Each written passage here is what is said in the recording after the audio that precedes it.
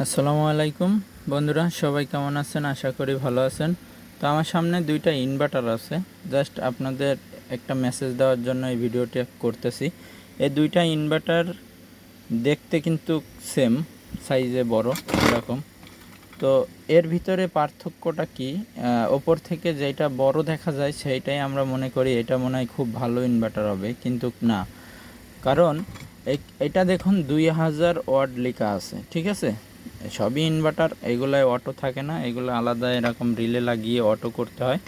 তো বন্ধুরা, এটা 2000 ওয়াটের ইনভার্টার আর এটা হচ্ছে 1000 ওয়াটের ইনভার্টার, ঠিক আছে? তো এখানে আমি দুইটা ইনভার্টারই দেখাই আর মসফেটগুলো দেখাই।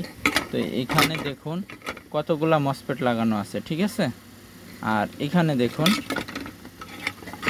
এই সাইডেও কিন্তু আমার অনেকগুলো মসফেট লাগানো আছে।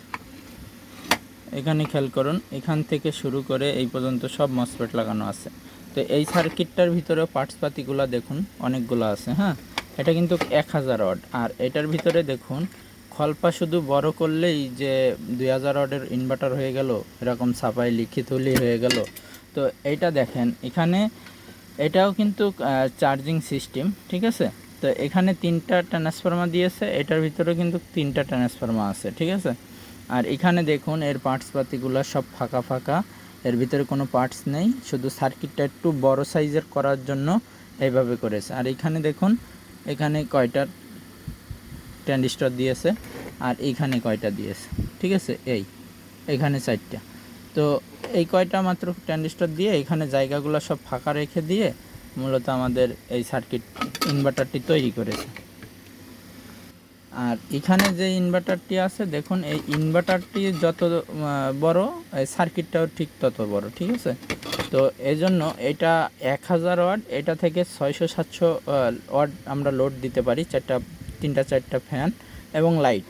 এবং এটা যে 2000 ওয়াট, এইটার ভিতরে আমরা যদি 3-4টা ফ্যান লোড দেই সেক্ষেত্রে আমাদের এই মসফেটগুলো নষ্ট হয়ে যাবে। তারপরেও মানুষ কী করে যে আসলে আমরা ওপরটা দেখেই কিনে নিয়ে আসি, অথচ এর ওয়েট বহুত পার্থক্য আছে, ঠিক আছে? তো এটা যদি আমি 1000 ওয়াটেরটা নিতাম সেক্ষেত্রে আমার অল্প টাকার ভিতরে হয়ে যেত। আর এখন 2000 ওয়াটের নিয়ে আসছি, তার ডবল দাম দিয়ে নিয়ে আসছে, ঠিক আছে?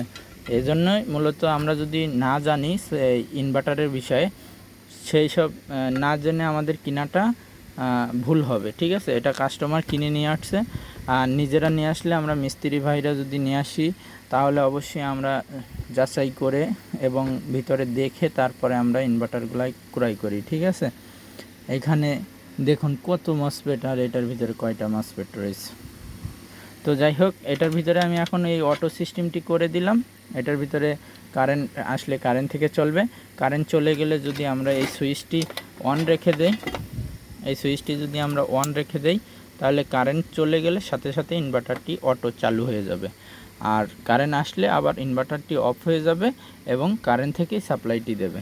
তো এইভাবে মূলত আমরা এই অটোগুলো লাগাই। এই অটো যদি আপনারা শিখতে চান যে এই ইনভার্টারের এই অটো কানেকশনগুলো কিভাবে করি আমরা 8 পিনের রিলে দিয়ে, 2টা রিলে দিয়ে, তাহলে আপনারা আমার চ্যানেলে যাবেন, নূর নবী ইলেকট্রনিক্স চ্যানেল। এই চ্যানেলের ভিতরে দেখবেন ইনভার্টার অটো সার্কিট ডায়াগ্রাম রয়েছে। আপনারা সার্কিট ডায়াগ্রাম দেখে এই ইনভার্টারের অটো করার কাজটা আপনারা দেখে শিখে নিতে পারবেন, ঠিক আছে? এটার ভিতরে অটো ছিল, তো এই অটোটি খুলে আমরা এটার ভিতরে লাগিয়ে দিয়েছি। তো এটার অনেকগুলো মসফেট নষ্ট হয়ে গেছে, এটা ভুলবশত অনেক লোড দিয়ে ফেলাইছে। তো যেগুলো চলবে না, মোটর চলবে না, ফ্রিজ চলবে না, শুধুমাত্র ফ্যান লাইট এইগুলো চলবে। তো এতে খরচ যদি আমরা করি অনেক খরচ হয়ে যাবে, এজন্য নতুন একটা ইনভার্টার কিনে নিয়ে আসছে। তো ইনভার্টারটি তত আমার পছন্দ হলো না, ছোট একটা সার্কিটটা একটু বড় করে দিয়ে অল্প একটা মানে 500 ওয়াট বা 1000 ওয়াটের একটা ইনভার্টার দিয়ে দিয়েছে, 2000 ওয়াট বলে চালাই দিয়েছে। তো ঠিক আছে বন্ধুরা, আপনারা অটো সার্কিট কীভাবে লাগাবেন এই ভিডিওটি দেখে আসবেন আমার চ্যানেল থেকে, এবং এই ভিডিও ডেসক্রিপশন বক্সে আমি দিয়ে রাখবো, আপনারা দেখে নেবেন।